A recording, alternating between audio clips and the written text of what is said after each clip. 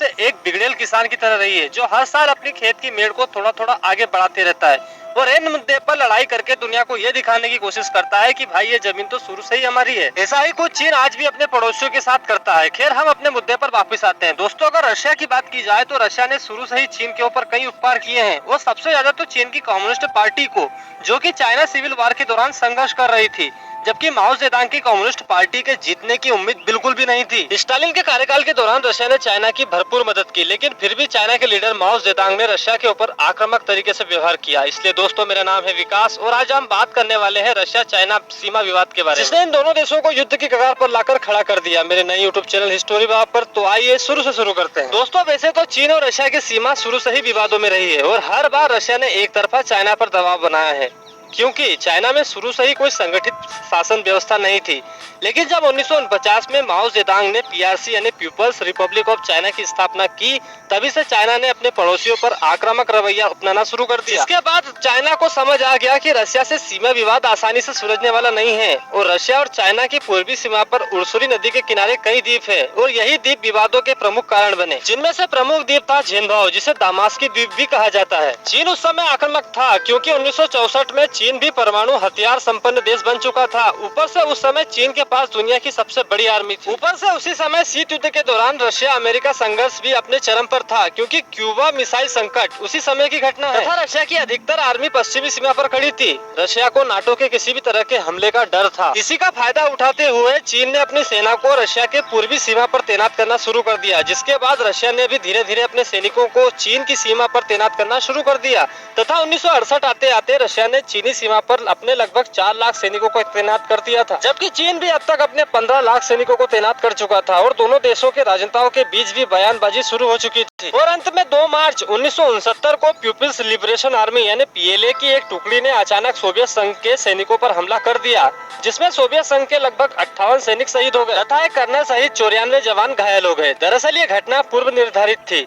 चीनी आर्मी काफी लंबे समय से इसकी तैयारी कर रही थी, जिसमें पीएलए के 77 सैनिकों को विशेष प्रशिक्षण दिया गया था तथा चीनी आर्मी ने विशेष प्लानिंग के तहत इस घटना को अंजाम दिया, जिसका कि अनुमान रशिया नहीं लगा पाया। बावजूद इसके रशिया की आर्मी ने अपने 7 जवानों को शांति वार्ता के लिए उस द्वीप पर भेजा, लेकिन चीनी आर्मी ने बिना कोई चेतावनी दिए उन पर गोली बरसाना शुरू कर दी और वे सभी जवान मारे गए। और यहाँ विवाद एकदम से और बढ़ गया, क्योंकि कई सोवियत संघ के विद्वानों का विचार था कि चीन से जमीनी लड़ाई लड़ना बहुत मुश्किल है, क्योंकि एक तो चीनी सेना संख्या में बहुत बड़ी है, ऊपर से गोरिल्ला वार का इस्तेमाल ये बखूबी जानते हैं। इसलिए सीधे चीन पर परमाणु हमला किया जाए, क्योंकि रशिया के पास परमाणु हथियार काफी ज्यादा थे। लेकिन फिर भी सोवियत जवानों ने इस हमले का जवाब दिया, लेकिन अगले 3 दिनों तक चीनी आर्मी ने सोवियत संघ के प्रवेश को रोक दिया। 2 मार्च 1969 तक यह झेनबाओ द्वीप रशिया के नियंत्रण में था, लेकिन बाद में इस पर चीनी आर्मी का कब्जा हो गया, क्योंकि चीनी आर्मी लगभग 3 महीने से इस हमले की तैयारी कर रही थी। जिसके बाद 15 मार्च को सोवियत सेना ने एक और सेना की टुकड़ी को भेजा, जिसमें 30 सैनिक और 6 लड़ाकू टैंक शामिल थे। लेकिन चीनी सेना ने 1 घंटे की लड़ाई में ही रशिया के 2 टैंकों को नष्ट कर दिया। जिसके बाद फिर से सोवियत संघ ने और टैंक और सैनिक भेजे, लेकिन यहाँ फिर भी चीनियों ने रशिया के 7 टैंकों को नष्ट कर दिया। शाम होते होते झेनबाओ द्वीप पर चीनियों का कब्जा बरकरार रहा, जिसके बाद सोवियत संघ की सेना ने शक्ति दिखाते हुए BM-21 ग्रेड के कई रॉकेट लॉन्चरों को तैनात करने का आदेश दे दिया, जिसमें सोवियत संघ ने अगले 9 घंटे तक लगभग 10,000 गोले चीनियों पर दागे। यह हमला चीनियों को उनकी औकात दिखाने के लिए काफी था तथा चीनी आर्मी द्वीप से भाग खड़ी हुई और सोवियत संघ की सेना ने उर्सुरी नदी के सभी द्वीपों पर अपनी स्थिति वापस ले ली। 16 मार्च को सोवियत सेना ने द्वीप पर वापस प्रवेश किया तथा 17 मार्च को सोवियत सेना ने अपने एक अधमरे टैंक को वापस हासिल करने की कोशिश की, लेकिन चीनियों ने वापस हमला शुरू कर दिया। जिसके बाद गोताखोरों की मदद से चीनियों ने इस टैंक पर कब्जा कर लिया और यह टैंक आज भी चीन के सैन्य संग्रहालय में स्थित है। खैर, यह विवाद चीन रशिया की पश्चिमी सीमा पर भी चला। अगस्त 1969 में झिंजियांग, टाइलीकेटी और टेचंग में भी सीमा विवाद और बढ़ता गया। खैर, इस सीमा पर दोनों ओर से कोई ज्यादा सैनिक तैनात नहीं थे। पश्चिमी सीमा की घटना में चीन के 28 जवानों की मौत हुई तथा सोवियत सेना के 2 जवान शहीद हुए थे। जिसके बाद यह विवाद और बढ़ता चला गया। यह संघर्ष लगभग 7 महीने तक चला। खैर, इस संघर्ष को रोकने के लिए दोनों तरफ से काफी कोशिशें भी की गई। जब 11 सितंबर 1969 को सोवियत प्रधानमंत्री अलेक्जेई कोसिचिन वियतनाम से आते समय बीजिंग में रुके तथा दोनों देशों के बीच शांति वार्ता शुरू हुई।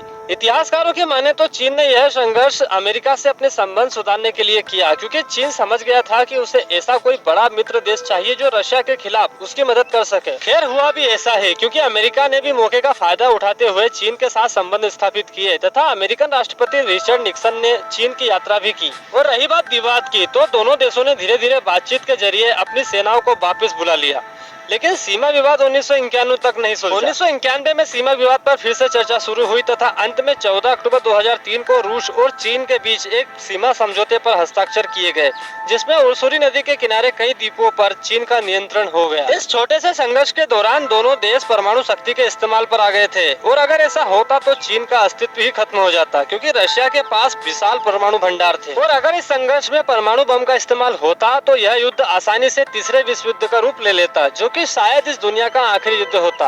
आखिरी इसलिए क्योंकि दुनिया तो खत्म ही हो जाती। बाकी मेरा आज का वीडियो भी यही खत्म होता है। अगर वीडियो पसंद आए तो प्लीज लाइक कर दीजिएगा, अपने दोस्तों के साथ शेयर कर दीजिएगा। बाकी सब्सक्राइब करना तो मेरा हक बनता है यार, क्योंकि हमने समय का सही उपयोग किया है। जय हिंद, वंदे मातरम।